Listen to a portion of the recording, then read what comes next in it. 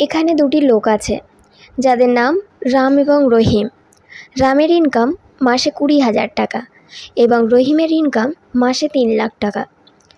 যদি আমি আপনাদেরকে জিজ্ঞাসা করি একটা ফিনান্সিয়াল ইয়ারে এদের মধ্যে কার আর্নিং বেশি, তাহলে এর উত্তর হবে যে কোনো ফিনান্সিয়াল ইয়ারে রহিমের ইনকাম রামের থেকেই বেশি, কেননা রহিমের ইনকাম মাসে 3 লাখ টাকা।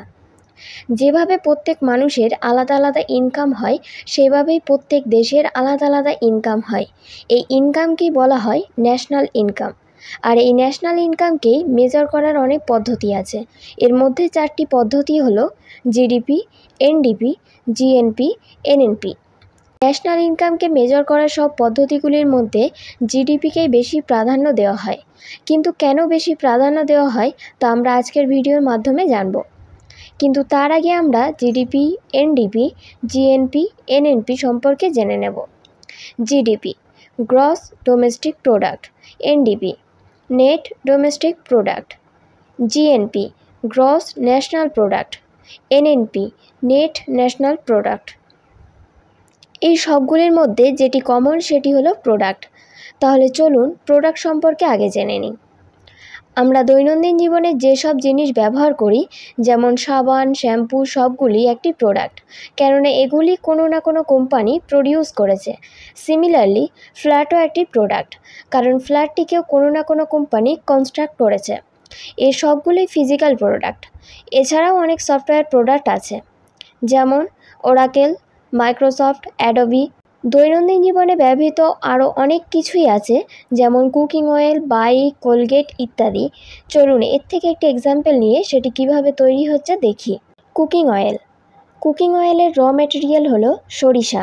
কুকিং অয়েল কোম্পানি এই র ম্যাটেরিয়ালকে নিজেদের প্রোডাকশন ইউনিটে প্রসেস করে একটি ফিনিশ গুডস তৈরি করে, অর্থাৎ প্রত্যেক ফিনিশ গুডসই হলো একটি প্রোডাক্ট। এছাড়া সার্ভিসেসকেও প্রোডাক্ট বলা হয়। ফর এক্সাম্পল, এলআইসি কোম্পানি তাদের ওয়েবসাইটে insurance plan, pension plan, unit link plan দিয়ে রেখেছেন, যেগুলি সার্ভিসেসই, কিন্তু ওনারা এগুলি প্রোডাক্টের ক্যাটাগরিতে রেখেছেন। অর্থাৎ ব্যাংকিং, ইন্স্যুরেন্স, শিপিংকে আমরা প্রোডাক্টের ক্যাটাগরিতে রাখতে পারি। অর্থাৎ গুডস অ্যান্ড সার্ভিসেসকে আমরা প্রোডাক্ট বলতে পারি। প্রত্যেক গুডস অ্যান্ড সার্ভিসেসের একটি মনিটারি ভ্যালু হয়, মানে আমরা কুকিং অয়েল কিনলে তার জন্য আমাদেরকে পে করতে হয়, এমনভাবেই সার্ভিসেসের জন্যেও আমাদের পে করতে হয়। আমাদের দেশের জিওগ্রাফিক্যাল বাউন্ডারির মধ্যে এমন অনেক গুডস অ্যান্ড সার্ভিসেসের প্রত্যেক বছর প্রডিউস হয়। যদি আমরা একটি ফিনান্সিয়াল ইয়ারে অ্যাগ্রিগেট হওয়া প্রত্যেক গুডসের ভ্যালুকে ক্যালকুলেট করি এবং ওই একই ইয়ারে অ্যাগ্রিগেট হওয়া প্রত্যেক সার্ভিসেসের এই ভ্যালুকে ক্যালকুলেট করে অ্যাড করি, তাহলে যে ভ্যালুটি বেরোবে সেটি হলো জিডিপি, অর্থাৎ গ্রস ডোমেস্টিক প্রোডাক্ট। গ্রস মানে হলো টোটাল, আর ডোমেস্টিক মানে একটি দেশের জিওগ্রাফিক্যাল বাউন্ডারির মধ্যে প্রডিউস হওয়া গুডস অ্যান্ড সার্ভিসেস। অর্থাৎ জিডিপি সেই সমস্ত গুডস অ্যান্ড সার্ভিসেসকে কনসিডার করে যা একটি দেশের বাউন্ডারির মধ্যে প্রডিউস হয়। চলুন জিডিপি সম্পর্কে আরও কিছু কনসেপ্ট বুঝে নেই। অলরেডি আমরা দুটি পয়েন্ট জেনে নিয়েছি, সেগুলি হলো ইন্ডিয়ান কোম্পানি হোক বা ফরেন কোম্পানি, যে কোনো কোম্পানি যদি ভারতের জিওগ্রাফিক্যাল বাউন্ডারির মধ্যে থেকে গুডস অ্যান্ড সার্ভিসেস প্রডিউস করে, তবে সেটা জিডিপির মধ্যে ক্যালকুলেট হবে। নাম্বার 3, যেহেতু দৈনন্দিন জীবনে ব্যবহৃত বিভিন্ন জিনিস নিয়েই আমরা আলোচনা করছি, সেজন্যই আমরা এখন উদাহরণস্বরূপ নেব সানরাইজ কোম্পানিকে। আমরা প্রত্যেকেই জানি যে সানরাইজ কোম্পানি গুঁড়ো হলুদ, গুঁড়ো লঙ্কা, জিরা এই সমস্ত জিনিস প্রডিউস করে। মনে করুন সানরাইজ কোম্পানি একটি ফিনান্সিয়াল ইয়ারে 100 প্যাকেট জিরা তৈরি করে। প্রত্যেক প্যাকেটের দাম 10 টাকা করে। দেখা গেল সে 100 প্যাকেট তৈরি করলো ঠিকই, কিন্তু বিক্রি করতে পেরেছে মাত্র 70 প্যাকেট। তার গুদামে পড়ে আছে 20 প্যাকেট এবং বাকি 10 প্যাকেট সেলফ কনজাম্পশনের জন্য বাড়িতে পাঠিয়ে দিল। এখানে সানরাইজ কোম্পানি যে 70 প্যাকেট জিরা বিক্রি করতে পেরেছে, সেই 70 প্যাকেটেরই দাম জিডিপিতে ক্যালকুলেট হবে। অর্থাৎ সানরাইজ কোম্পানি ক্যালকুলেশনে 70 × 10 অর্থাৎ 700 রুপি কন্ট্রিবিউট করে। বাকি 20 প্যাকেট যেটি গুদামে পড়ে আছে সেটি জিডিপিতে ক্যালকুলেশন হবে না, কারণ সেগুলিকে কেউ কেনেনি। বাকি 10 প্যাকেট জিডিপিতে ক্যালকুলেট হবে না, কারণ সেগুলো সানরাইজ কোম্পানি বিক্রি করেননি।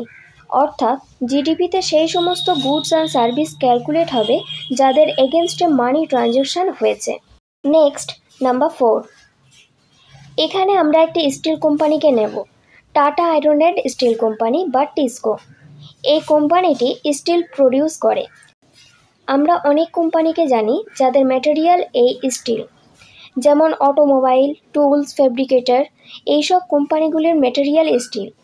মনে করুন একটি ফিনান্সিয়াল ইয়ারে অটোমোবাইল কোম্পানি 20টি বাইক বিক্রি করেছে এবং টুলস ফেব্রিকেটর কোম্পানি 10টি টুলস বিক্রি করেছে। এই 30টি ফাইনাল গুডসের যে মার্কেট ভ্যালু হবে সেটিকে জিডিপি এর একটি পার্ট বলে গণ্য করা হবে। কিন্তু এই যে টিসকো কোম্পানি এই দুটি কোম্পানিকে স্টিল প্রডিউস করেছে সেগুলি জিডিপি ক্যালকুলেশনে কনসিডার করা হবে না, কারণ স্টিল এখানে ফাইনাল গুডস নয়, এখানে ইন্টারমিডিয়েট গুড। ইন্টারমিডিয়েট গুড হলো যে পণ্য একটি ফাইনাল গুড বা ফিনিশ প্রোডাক্ট উৎপাদন করতে ব্যবহৃত হয়।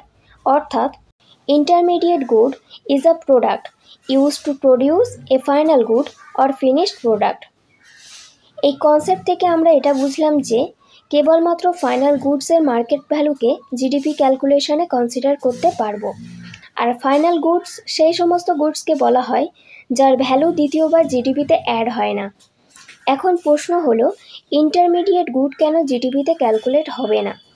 ইন্টারমিডিয়েট গুডের জন্য তো মানি এক্সচেঞ্জ হয়েছে, তাহলে কেন সেটা ক্যালকুলেট হবে না? তাহলে এটা জেনে নেওয়া যাক।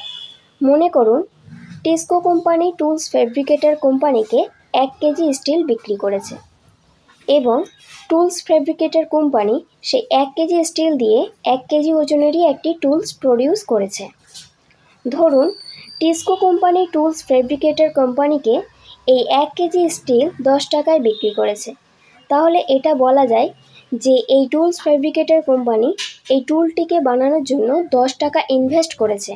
তারপর যখনই ওই টুলটির মূল্য নির্ধারণ করা হবে প্রথমেই 10 টাকা অ্যাড করা হবে, তারপর labour cost, ad hoc cost, transportation cost এবং সবশেষে প্রফিট অ্যাড করা হবে।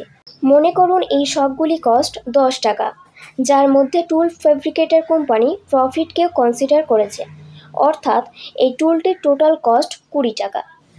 টুলস ফেব্রিকেটর কোম্পানি এই টুলটিকে মার্কেটে 20 টাকায় বিক্রি করবে। অর্থাৎ এখানে আমরা দেখতে পেলাম যে টুলস ফেব্রিকেটেড কোম্পানি স্টিলের ভ্যালুটিকে টুলসের প্রাইসের মধ্যে অলরেডি ইনক্লুডেড করে দিয়েছে। আর এমনটা প্রত্যেক কোম্পানি করে থাকে। যখনই কোনো কোম্পানি ইন্টারমিডিয়েট গুডটিকে কেনে তখনই সেই কোম্পানির মেটেরিয়াল হিসাবে তার ভ্যালুটিকে কনসিডার করে। এই জন্যই টুলসের যে মার্কেট ভ্যালু আছে সেটিকে জিডিপিতে অ্যাড করা হবে, ইন্টারমিডিয়েট গুডসের ভ্যালুটিকে জিডিপিতে অ্যাড করা হবে না।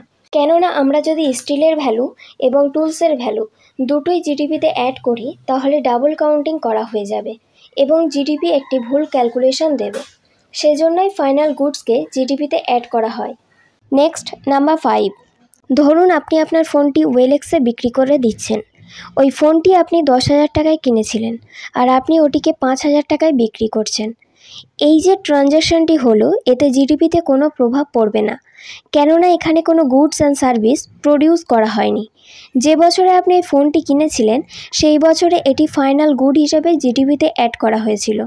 এখন আপনি যত টাকা দিয়ে বিক্রি করেন না কেন তাতে জিডিপিতে কোনো প্রভাব পড়বে না। আশা করছি এই ভিডিওটির মাধ্যমে আপনাদের জিডিপি সম্পর্কে একটি বেসিক ধারণা গড়ে উঠেছে। এখন কথা হলো এই যে একটি দেশে প্রডিউস হওয়া সমস্ত গুডস অ্যান্ড সার্ভিসের ক্যালকুলেট কোন অর্গানাইজেশন করে থাকে?